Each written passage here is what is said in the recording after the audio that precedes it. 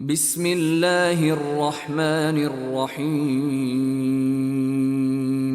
إن في ذلك لعبرة لمن يخشى أأنتم أشد خلقا أم السماء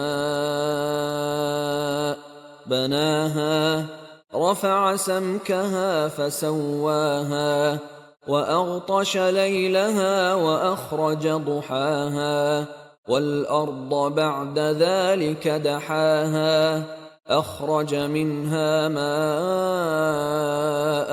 ومرعاها والجبال أرساها متاعا لكم ولأنعامكم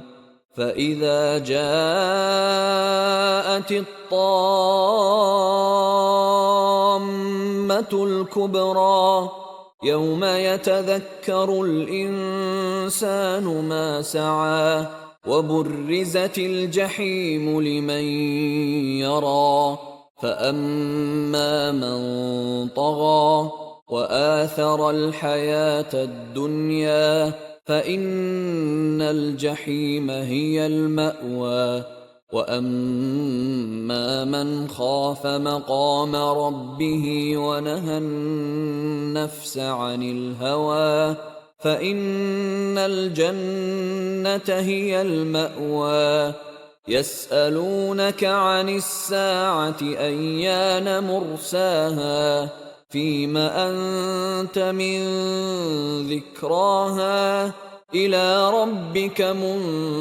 منتهاها إنما أنت منذر من يخشاها كأنهم يوم يرونها لم يلبثوا إلا عشية أو ضحاها